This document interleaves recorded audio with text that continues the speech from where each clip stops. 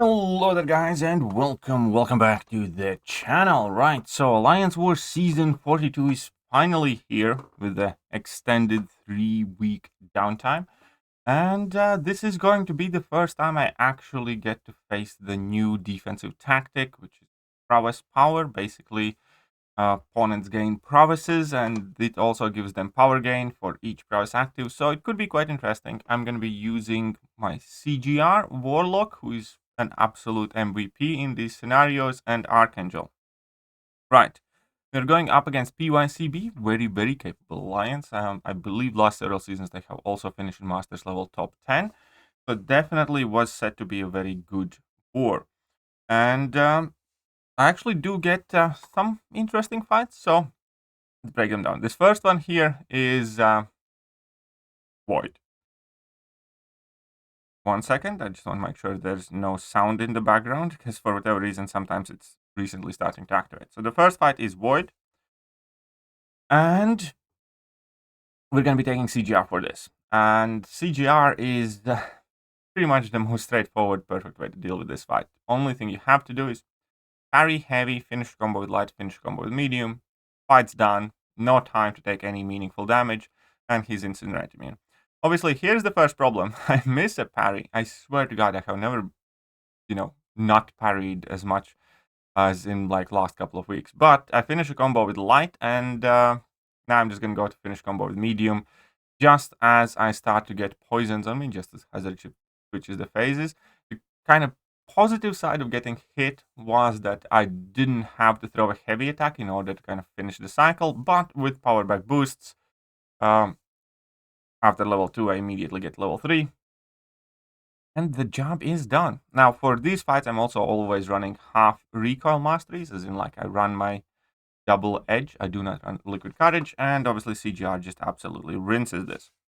Now, next up, I need to deal with this Havoc using Warlock. It's also Hazard Shift. So with Warlock, obviously he's poison immune. He's not incinerate immune, so I do need to be careful when I actually strike that Havoc. And other than that, kind of one of the key aspects in this fight is do not use tech power back boosts, because it is indestructible 1. Basically, wherever I fill a bar of power, Havoc is going to go indestructible, which is actually quite annoying. So, but further on, we can see that initially I just parry a bunch to get my initial infection on, and also power control him, because against non-contact basic attacks, Warlock automatically power drains the opponents, which also gives me the degen. And now I just built up to my 2 bars of power. And now again, I just need to wait out 1 cycle of those incinerates. And as soon as that will be done, I will go for my level 2. Now, I do need to be careful again when I get to 1 bar of power. Like right now, I probably shouldn't have thrown those extra hits, because now I could be dealing significant amount of damage whilst I had the 2 armor breaks on the Havoc. But that indestructible kind of ruined it a bit for me. It does make the pacing of the fight quite weird. Now we're back in incinerate phase. Again, we just parry a whole bunch. We power control Havoc the best we can. And now that the poison phase is here, I'm just going to bait out a heavy attack for a safe opening and go for my level 2. And that is it. So Warlock is still one of my favorite tech champions.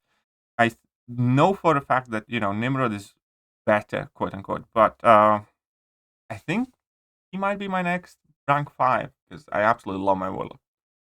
Moving forward, now this is a bit annoying node, because it's buffet over time and vigorous assault lane. And I have done this fight past with Archangel, and the key is you cannot dex at the start of the fight. And that's exactly what happened the previous time, and I nearly got KO'd, basically. Well, I lost a lot of health, and the fight went very panicky, because if you miss your initial parry, then again, you need to be very wary that you cannot trigger dex at the start of the fight. And this time, I was kind of hyper-focused on it, but you guys can see how the fight goes, because again, I'm going to have some issues with the parry. But that's also one of the reasons why I activated Indestructible 3 boost here. Well, because I just somehow missed my parry, and here he dexed me. But the point is, I do not want to dex at all. I'd much rather eat some hits like here, but as long as I do not dex, everything's fine. And now with that level 1 giving me a ton of poisons because I blocked all of that level 1. Obviously I have 4 neuros, and now we got 7 neuros, and that spot's absolutely melting. So it is definitely very, very good matchup with Archangel. It's just that problems with parry have been plaguing me so much recently, to a point where I'm getting slightly worried when I use parry heavy champions like Archangel, because I just get so many missed parries. I played this game for 8 years, and it's like all of a sudden I have forgotten how to parry. But, you know, whatever. It is what it is. Still got out of that fight alive. I had a feeling that something might go slightly wrong there, so that's what happened. Now, this infamous Iron Man with CGR, I could use Warlock as well for this fight, to be honest, but we're just gonna go with CGR nuked, because I still have the Cosmic Boost active from the first fight. And here I do a nice heavy attack punish. I need to be aware that my attacks can glance. I have 30% chance to glance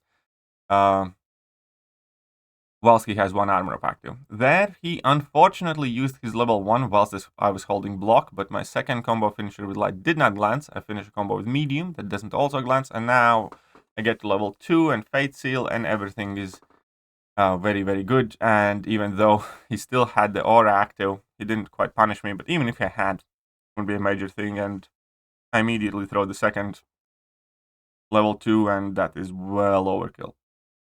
So fairly straightforward fight there. It's just, yeah, be wary of the glancing.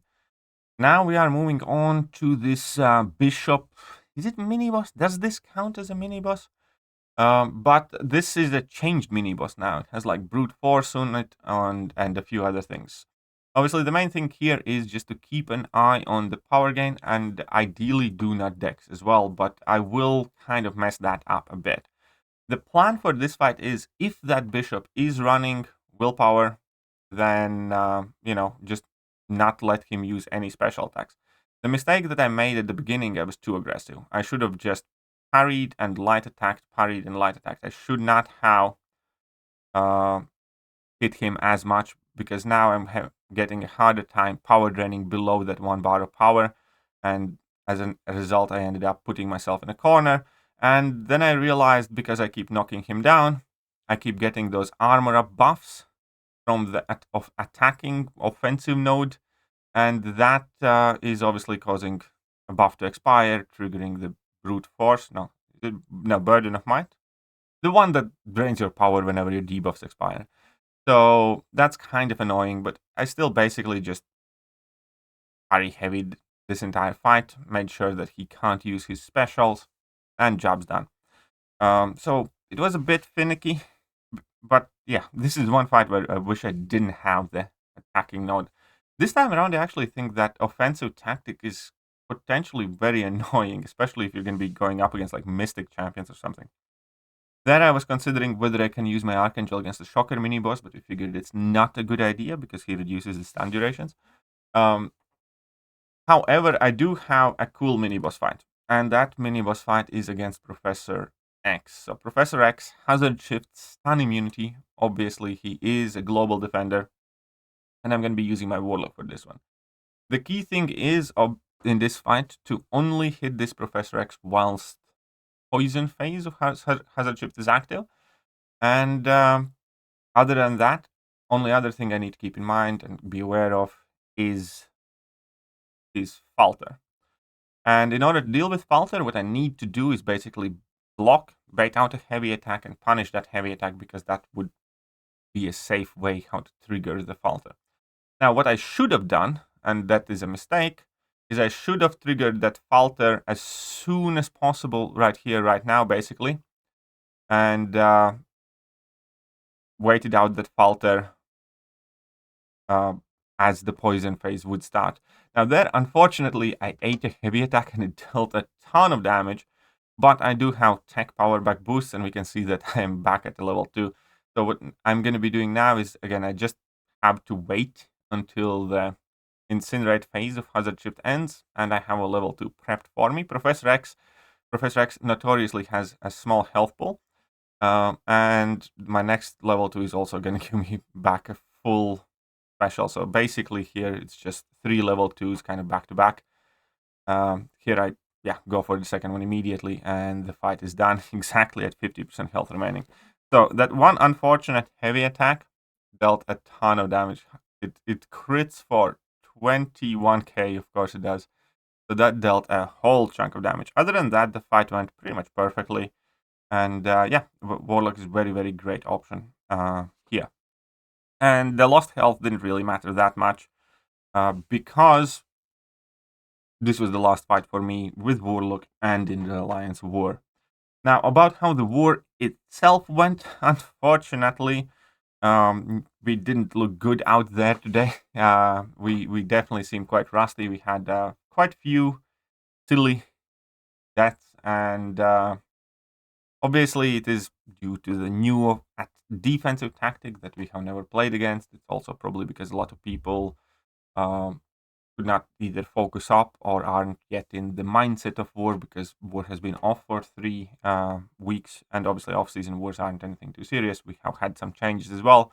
Hopefully we do get better, because if we play like this, it's not going to be a good season at all. But first war is over, and well, it's not technically over, but ain't no way we're winning this one. But yeah, we just need to kind of like pick ourselves up, dust ourselves off, and do better. It's always very, very depressing to start the season with a loss, because that makes, doing well in the rest of the season significantly harder. But, it is what it is. Ultimately, so far, I don't particularly mind the defensive tactic. Definitely some trickier matchups. Again, some annoying interactions with the offensive tactic as well, like gaining those armor ups and then, have them interact with, in that case, Burden of Might, or in other case, it would be like Mystic Dispersion or something, could be potentially lethal. So you need to be quite careful, and obviously, it's going to take a while for everybody to get used to the new offensive and defensive tactics. But let me know how you guys are doing in your first war. Is it a W? Is it an L? Are you enjoying the new tactics? And meanwhile, I'm going to catch you guys later. Bye.